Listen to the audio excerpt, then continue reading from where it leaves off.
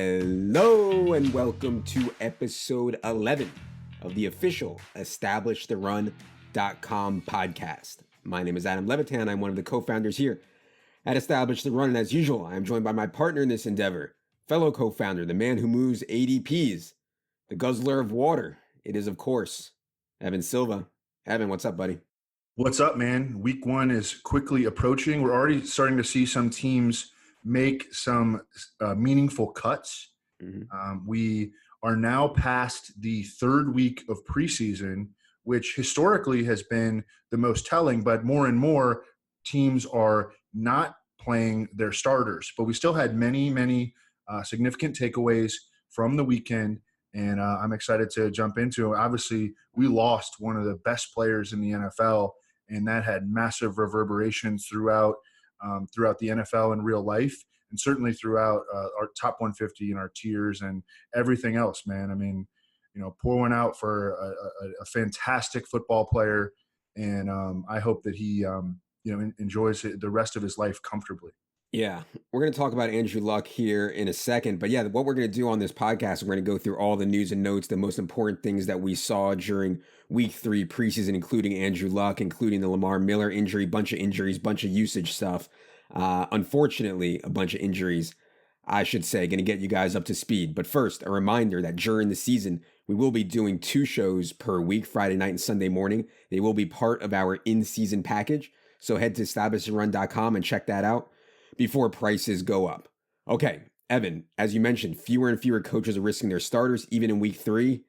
But some did, some paid the price, and some, in the case of Andrew Luck and the Colts, lost their quarterback. First of all, I just want to say, there's so much hate out there for Andrew Luck. I understand the timing is not ideal for Colts fans. The timing is not ideal for people who already drafted their fantasy football team, people who were playing best balls and had Andrew Luck and Marlon Mack and T.Y. Hilton and everything like that. But just as a human, just because he was making a lot of money doesn't mean he doesn't want to live a happy life and a healthy life. He's had so many injuries. And just recently, people think their offensive line has always been really good. Just recently, they invested in their offensive line and had a really good offensive line. So just from a human perspective, Evan, I always like to see people think about the long term more than the short term. And if this was what's in Andrew Luck's heart, then I'm happy for him. What was your first reaction to hearing about Andrew Luck? I mean, certainly shock. I was out at dinner with my daughter at the time, and I was like everybody else. I saw it come across Adam Schefter's Twitter feed, and I was like, "Is this a fake account?" I had to check it like 4 or 5 times, and then I hustled back home because first of all, I had an FFPC main event draft, big buy-in on that.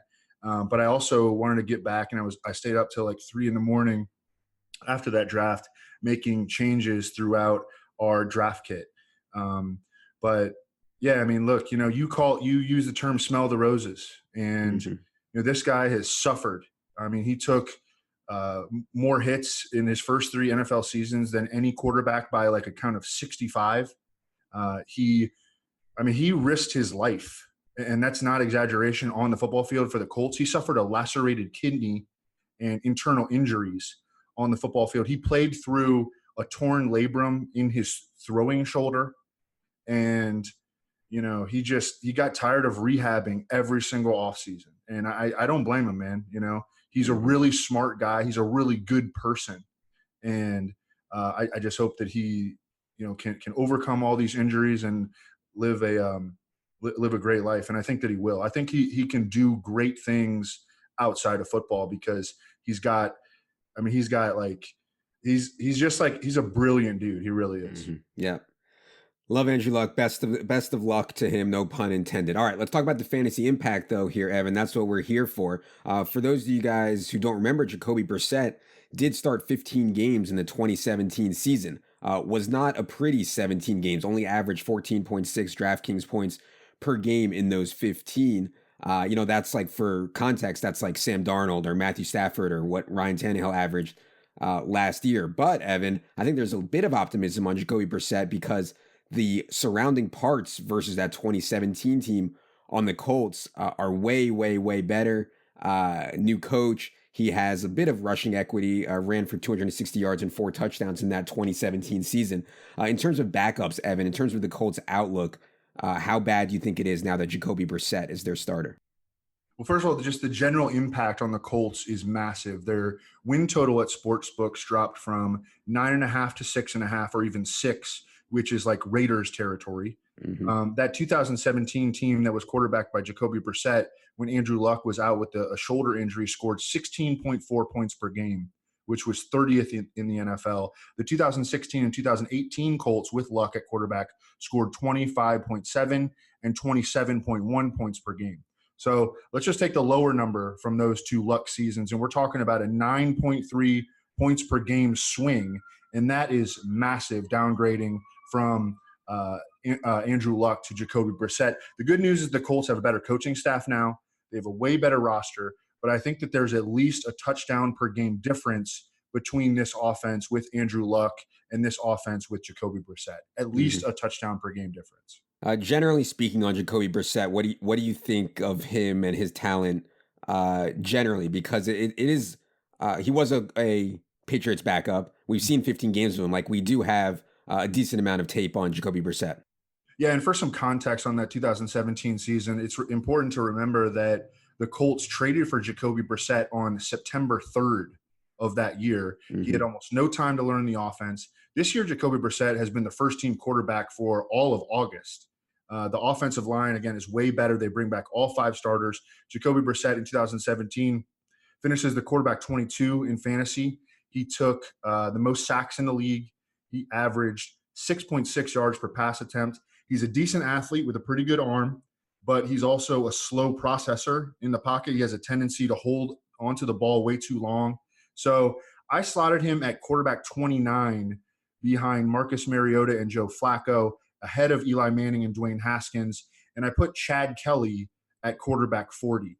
And I know that we think of Chad Kelly as a preseason only guy, but I think he's a legit talent. You talk to like Matt Waldman, who you had on the DFS Edge recently. Matt Waldman had him as the number 2 quarterback in that draft in terms of just sheer talent, behind only Patrick Mahomes and ahead of Deshaun Watson and Mitchell Trubisky.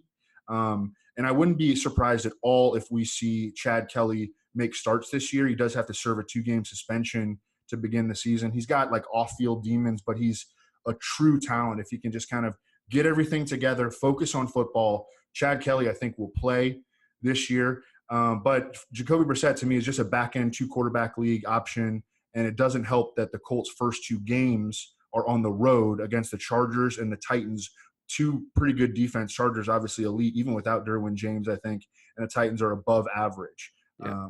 So I really wouldn't want Jacoby Brissett as more than a quarterback 3 in fantasy. Absolutely love Chad Kelly, aka Swag Kelly. As Evan mentioned, has had some off-field issues, but anytime this guy has had a chance to play in the preseason, he's balled out. And I played a little bit of him on Saturday night. Chad Kelly, he got a full half. Phillip Walker got the other half, and Chad Kelly scored 15 DK points or so in one half of action. All right, let's talk about some of these other pieces and how Jacoby Brissett will affect them. I think in terms of splits, Marlon Mack wins versus losses last year splits were massive, and that was because they did not use Marlon Mack in the passing game whatsoever. When they got behind, it was all Nyheim Hines. There were whispers this year, Evan, and I know you were on this train a little bit, that Marlon Mack's role would be expanded to pass downs. We saw in the second preseason game, he was in on 18 of 19 snaps, included a bunch of third downs. How much do you think the Colts' win total, as you mentioned, dropping from 9.5 to 6.5, is going to affect Marlon Mack, who was so bad last year when the Colts were losing?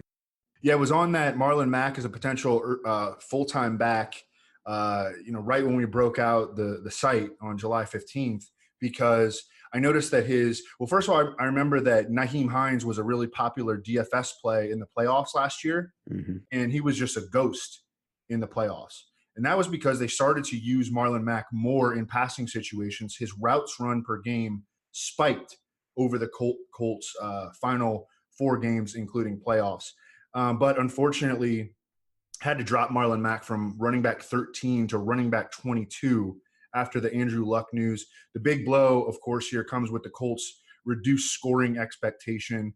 Marlon Mack lived on touchdowns last year. He scored 10 touchdowns over the Colts' final 10 regular season games, but he only averaged 88.2 total yards per game during that span. I do think we'll see him catch more passes. The Colts have really placed an emphasis on using him as more of a true three-down back, reducing Nyheim Hines' role. And again, he's going to be running behind a great offensive line, but his upside just takes a massive hit because the Colts are probably going to score 7 to 9 fewer points per game. So right now I have Marlon Mack behind Mark Ingram, behind David Montgomery, and Sony Michel, and just ahead of Josh Jacobs. And Nyheim Hines is not a guy that anyone should be drafting at this point. Yeah, and I was optimistic or hopeful that Marlon Mack would get a 3-down role, but I wasn't certain of it. So I was already maybe a little bit lower than you on Marlon Mack. I would have him drop way down now too. T.Y. Hilton, though, Evan, is someone who's just like a total freak talent to me. I still think underrated in terms of how good T.Y. Hilton is, but his splits without Andrew Luck are bad. I believe it's 15.5 fantasy points per game with Andrew Luck, only 11.3 fantasy points per game without Andrew Luck in his career. You dropped him from wide receiver 17 to wide receiver 27. Is there any chance T.Y. Hilton can sustain some type of ceiling here? So T.Y. Hilton, last 5 full seasons with Andrew Luck, he averaged 80 catches for 1,254 yards per season. With Jacoby Brissett in 2017, T.Y. Hilton had 57 catches for 966 yards, and he played in all 16 games.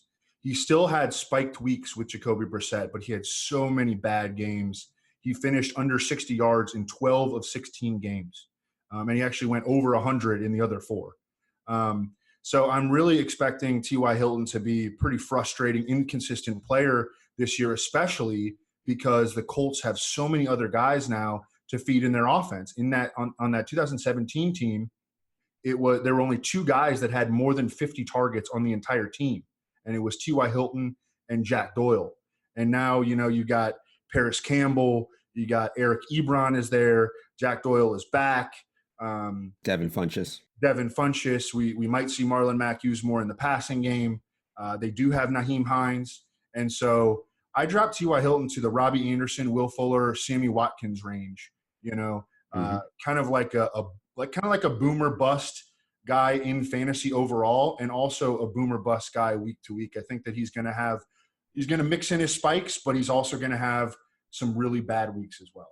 Yeah, this Andrew Luck injury is going to completely tank the average draft position of Jack Doyle, Eric Ebron, Paris Campbell, Devin Funchess. We were already extremely low. You were already outspoken about not being on Eric Ebron. I believe you've dropped Eric Ebron completely out of your top 150 now. Do you see any merit in any shots on Jack Doyle, Ebron, Paris, Funchess? Yeah, one of the easiest decisions when we were making these Luck fallout changes was just to pull Paris Campbell and Devin Funchess out of the top 150 entirely. They're no longer draft worthy in season-long leagues. I drafted in the Scott Fish Bowl. I got Tyreek Hill at like the 6-7 turn, and I got Josh Gordon in like the 15th or 16th round.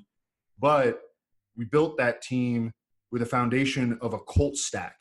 And we had Andrew Luck, and we had Paris Campbell, we had Devin Funchess, and I was like really excited about the equity that I got from those Tyreek Hill and Josh Gordon picks, and now the team is just doomed. So it's over for my Scott Fish Bowl in a flash. But yeah, Eric Ebron, I was already way below consensus on him. He's one of the easiest bust candidates in all of fantasy this year. That was true even before Andrew Luck retired. No one subscribing to Establish the Run was ever even close to considering him if they were using our rankings and tiers. Dumped him from tight end 13 to tight end 22. He's right next to Doyle now, who I have at tight end 23. These guys are going to cancel each other out in fantasy, and they're not even really close to the top 150 at this point.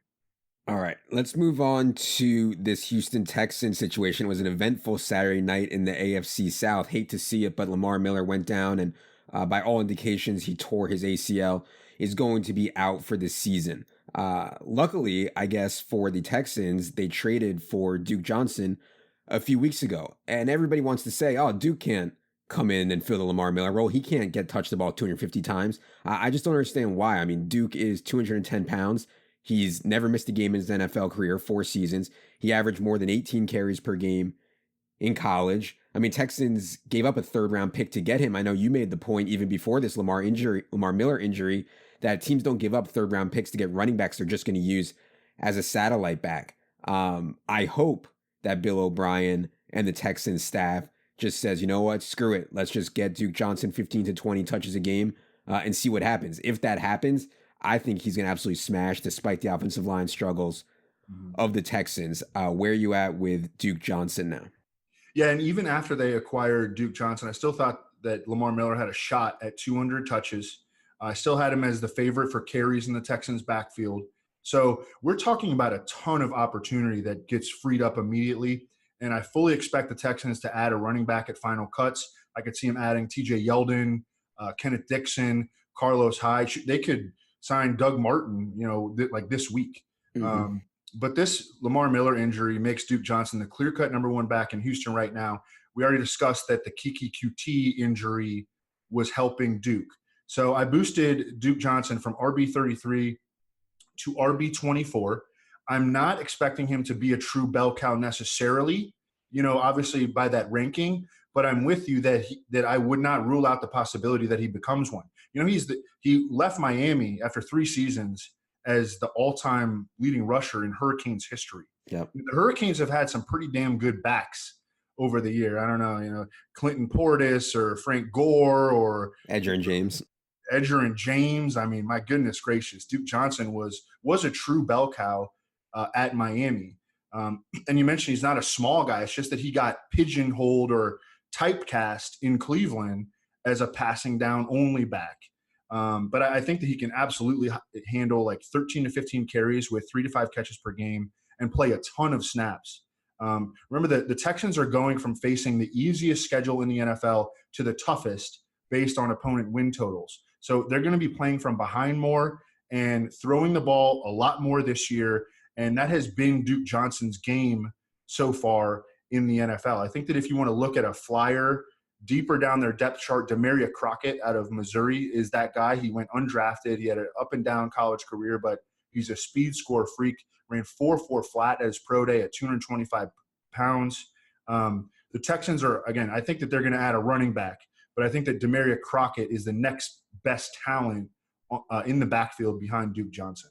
Yeah, one thing about these kind of late news is that they're not reflected in the draft applets. I released the Abusing the Default Rankings article into the draft kit this morning, Sunday morning, and like things like Duke Johnson, they're not going to be reflected in the applet for a couple days. So just be aware of that you're going to have to scroll down and don't be drafting from the applet. We should be drafting off of our own rankings, off of our own tiers, and we'll have a big advantage as long as we kind of take into account where guys are in the applet also. All right. Let's move to another injury here, Evan. This one doesn't sound too bad. Dr. Chow, friend of the show, seems to think that Cam Newton is going to be okay. He's been diagnosed with a midfoot sprain. I saw some rumors that he could even practice this week. I guess the concern for me, Evan, is like a lot of Cam Newton's fantasy equity is tied up in his rushing. I mean, it was a time not that long ago, and really going into this year, I think you could project Cam Newton for 30 to 40 rushing yards, and he's going to score 5 to 8 touchdowns with his legs over the course of a season. Midfoot sprain does not sound good for his rushing equity. Do you have any concerns on Cam Newton? Do you drop him down at all? Yeah, so he's already out of his walking boot, and all signs point to him starting in week 1. As you mentioned, the thing you got to worry about is whether the foot injury will in any way impact Cam's mobility. His rushing is obviously a massive part of his real life and fantasy game. He's averaged 35 rushing yards or more per game in 7 of his 8 NFL seasons. So I did drop Cam from quarterback 7 to quarterback 10 in the rankings, but he's still in the same tier. The injury just increases his risk, so you can take Carson Wentz. He has a little bit less risk right now. You can take Lamar Jackson. He has a little bit less risk right now. And I think that in week 1, it's going to be a good kind of wait and see week because he's going to be facing the Rams. So, he's going to be a super contrarian DFS play. And, you might want to stream over him in season long. But then if you look at his schedule after that, it is beautiful. So it is he gets the Bucs in Carolina in week 2, a terrible Cardinals defense in week 3, and then a potential shootout against the Texans in week 4. I mean, it would be tough to draw up a better schedule from weeks 2 through 4 for Cam Newton. So just going to be kind of watching Cam Newton in that week 1 game. And then if he shows that mobility that we've come to expect from him over the years, just fire the cannons on Cam Newton in weeks 2 through 4. Yeah, I actually thought Cam Newton was going to be a really strong week 1 play on DK just because of the way that the offense is meshed. I thought that the Panthers offense was going to be really explosive, and obviously I think the Rams offense is going to be really explosive. So I thought that game had a really good chance to shoot out. I thought Cam to Curtis Samuel to DJ Moore to Christian McCaffrey, all those I thought were going to be really interesting. And I mean, I guess the main reasons I asked if you're worried about his foot was because I still kind of want to play a bunch of Cam, but we'll see. I think it sounds like he's going to be okay. Guy I'm more concerned about, Evan, is a guy that I've liked for a long time. Maybe I just can't quit him. Maybe I should quit him, but feel bad for Jordan Reed because this is at least his 5th or 6th or 7th concussion that's been documented. Scary stuff for Jordan Reed. I hope he takes care of himself. Recurring concussions are really, really, really scary. Do you think that we can still take a late round flyer on Jordan Reed, or should we just move on and take a flyer instead on somebody like Eifert or Waller or Hawkinson or Hooper or Herndon or some of these other back end tight ends and just avoid the risk on Jordan Reed? Yeah, first of all, why were the Redskins playing Jordan Reed in a freaking preseason game? Just, this is why they suck, year over year, because they're just stupid. I mean, they're like legitimately like one of the worst run organizations in all of sports. Yeah. And I think to me, the Knicks and the Redskins stick out as like the 2 most incompetent franchises. And I actually grew up a Redskins fan. I was born in 82 in Northern Virginia. And I did see a Super Bowl with Doug Williams, but once Daniel Snyder came, they started signing Deion Sanders and Bruce Smith and everything. It's been literally like incompetence for the last, 20 years of my life, maybe more. So it's a great point. I mean, they never should have been playing Jordan Reed. Yeah, and it was a brutal hit if you saw it over the middle by Keanu Neal. I mean, helmet right on helmet, hat on hat, knocked Jordan Reed's helmet right off his head. And Jordan Reed actually got up and he like spun the ball and he looked pumped up after the play. Like it was a really nice play, and he looked explosive on the play. But he wound up in the concussion protocol, and it's the 7th known concussion of his career. So there's just really no telling what's going to happen here. You wouldn't be surprised if Jordan Reed retired, but there have been no indications that that's on the table yet. I watched Jay Gruden's press conference on Sunday, and the Redskins are just treating it as just another concussion, and Jordan Reed is going to go through the protocol and get back on the field when he passes it. Yeah, man. Scary stuff for Jordan Reed.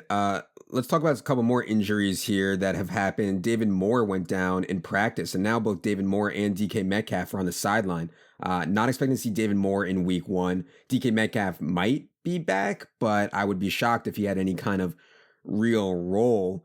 They do have a home game against the Bengals in week 1, which is obviously a pretty appetizing spot for the Seattle offense. What do you make of what's going on in Seattle? We know Tyler Lockett's going to play every down. I think that Jerron Brown is going to play every down. What do you think about the secondary receiver situation in Seattle?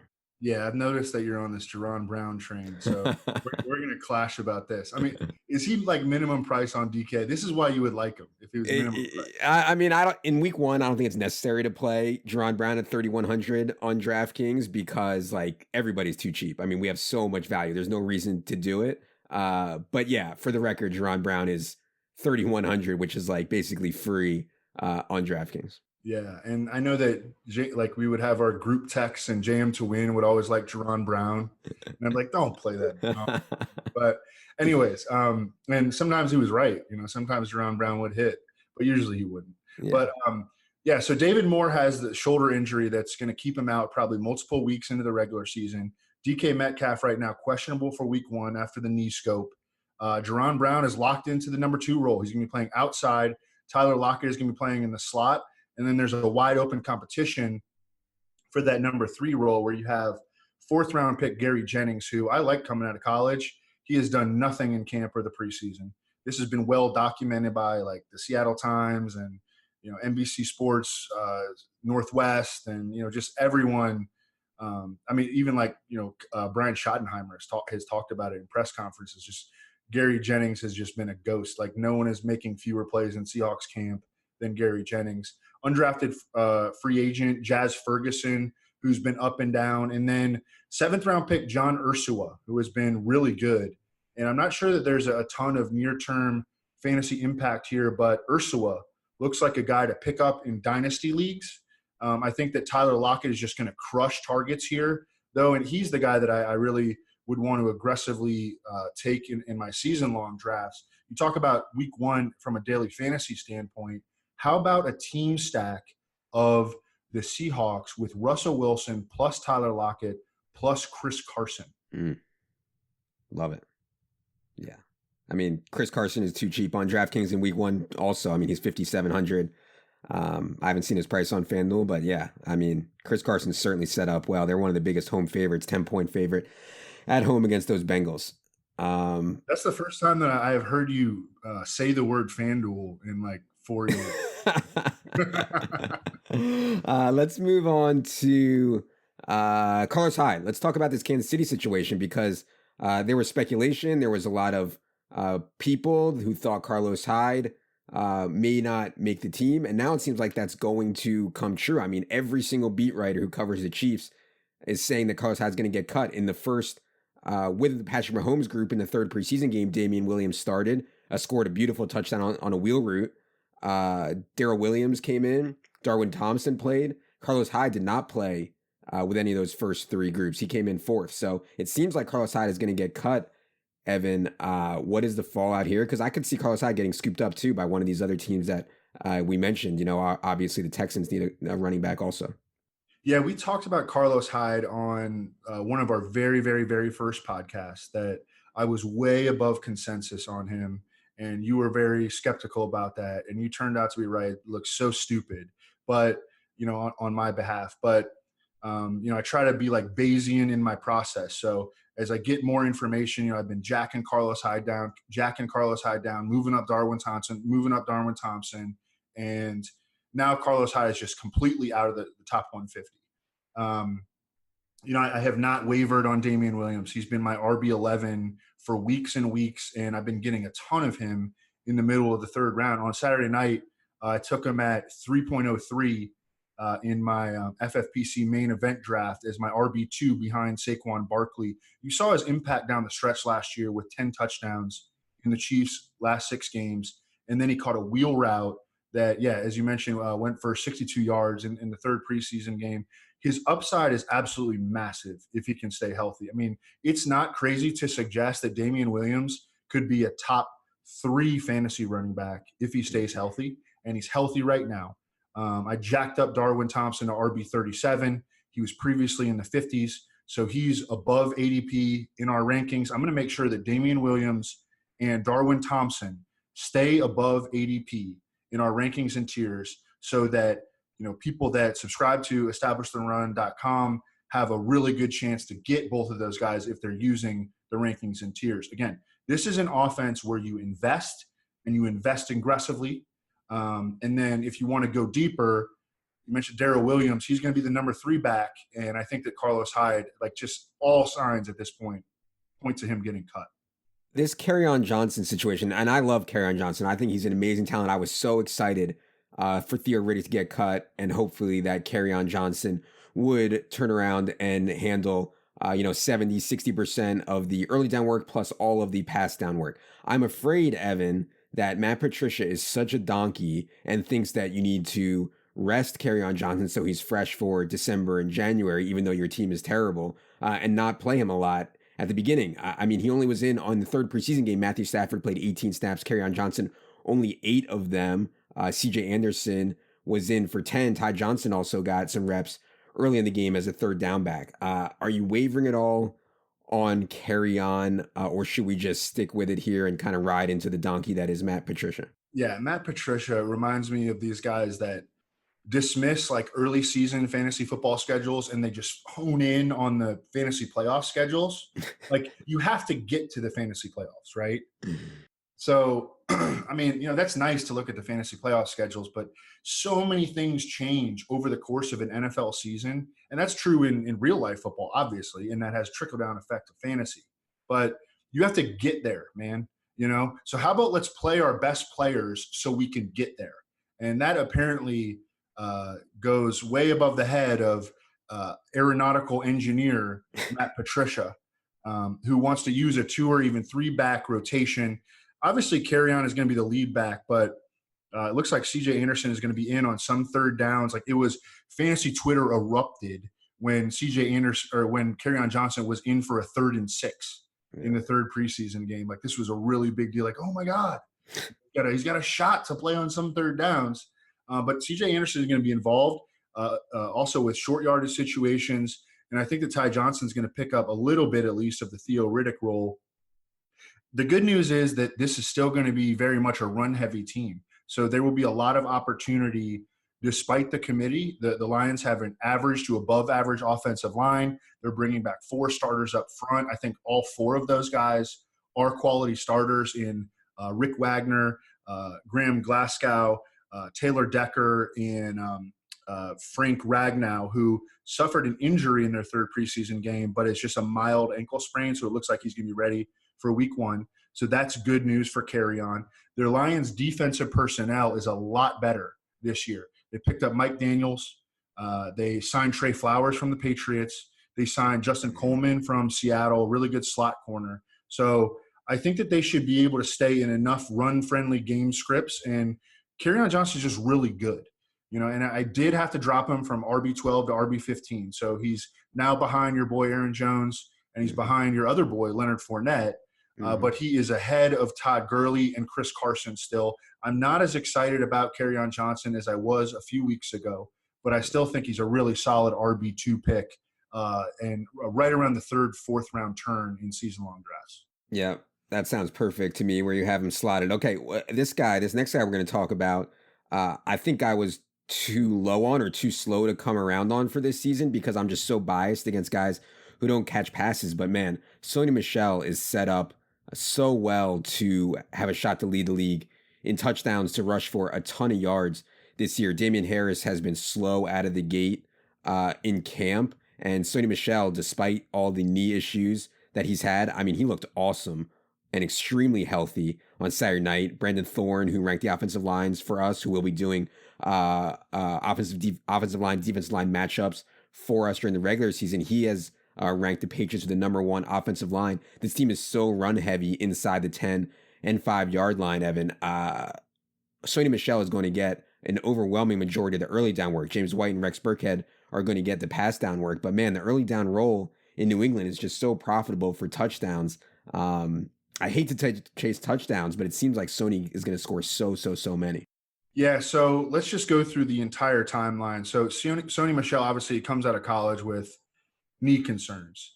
And he has a knee scope actually as a rookie, and he has another one back in May. But he's been pretty much all systems go since he's come back. Beat writers have talked about how good he's looked in the passing game in camp. And if he could just get up to like 25 catches this year, it would be big, because Sony Michel had 7 catches all of last season. He only had 9 catches as a senior at Georgia. You mentioned that Brandon Thorne has the Patriots with the best offensive line in the league. They are bringing back 4 starters. The only starter that they are replacing was Trent Brown at left tackle.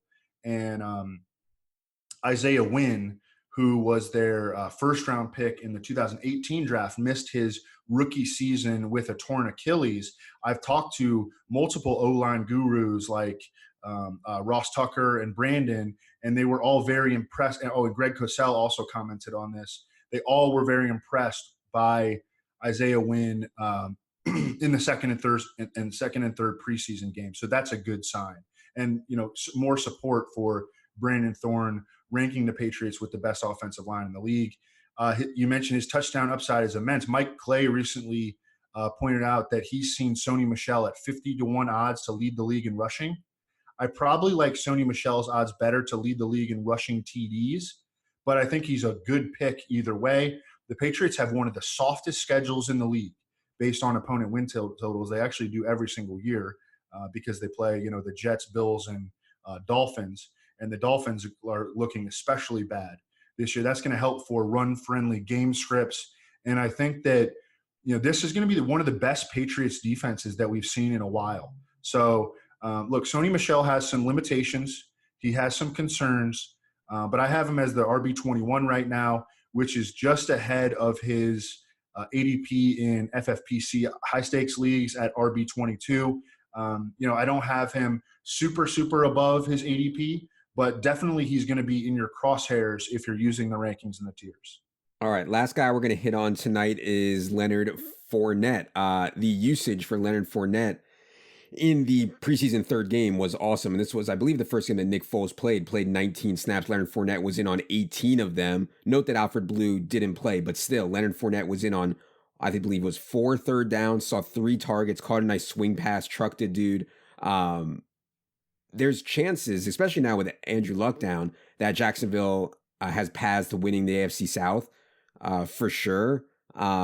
If they do, Leonard Fournette will be a big part of it. Leonard Fournette also could easily get injured. Leonard Fournette could also easily go wrong between his ears. We've seen that before. But man, from a talent perspective and from a pass catching perspective, that's what I'm most excited about. That it looks like they're going to use him as a true 3-down plus goal line back. And you just don't find that often in the NFL anymore. So yeah, I don't know. I don't really have a question here, Evan. I was just excited about Leonard Fournette's usage in the third game.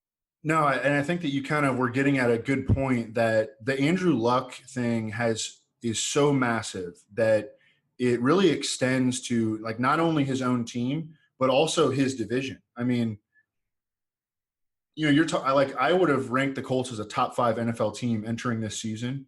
Mm-hmm. And I was looking at 538, and they had the Colts as the number 9 team and moved them down to number 21. So that's 2 games. This is only a 16-game season. That's 1/8 of your season. Just got a lot easier for the running backs, and that extends to Derrick Henry. That extends to Leonard Fournette, and to some extent extends to Duke Johnson. So that's something to also keep in mind. And we've talked about this some before. Leonard Fournette is a good receiving back. He had an 84th percentile target share at LSU. He averaged about 8.5 yards per reception in his first 2 NFL seasons. TJ Yeldon is gone. TJ Yeldon had 85 catches in 24 games over the past 2 years. The Jags' new OC, John DeFilippo, big believer in throwing the ball on early downs, which is optimal. The Jags' pass attempts as a team should definitely rise. Right now I have Leonard Fournette at RB14, right in line with his ADP. The Jags are getting back 4 of 5 offensive line starters. 3 of those guys ended last season on injured reserve. Outside of D.D. Westbrook, the Jaguars really don't have any pass catchers that are going to command targets. They want to use Chris Conley and DJ Shark on the outside, and both those guys can run, but neither of those guys, either at the college or the pro level, have ever caught a lot of passes. They're not like target commanders. Their tight end is Jeff Swain. So Leonard Fournette easily has the highest target projection of his career to date, and this guy was a consensus first-round fantasy pick last year. Mm-hmm. You can get him in the 3rd round all day long this season. I think he's a great pick in the 3rd round. Yeah, totally agree. All right, we've said it all. An eventful week 3 of the preseason. Sad to see Andrew Luck go. Sad to hear about Lamar Miller. Sad to hear about Jordan Reed, but we trudge on. For more information like this, please go to establishtherun.com. Check out our in-season package while you're there. We have a ton of stuff planned that I think will provide a ton of value for you guys during the season, no matter what you're doing, playing season-long fantasy, playing DFS, betting props, whatever you want to do. So for Evan, for Jerry, for producer Luke, I am Adam. Good luck, everybody.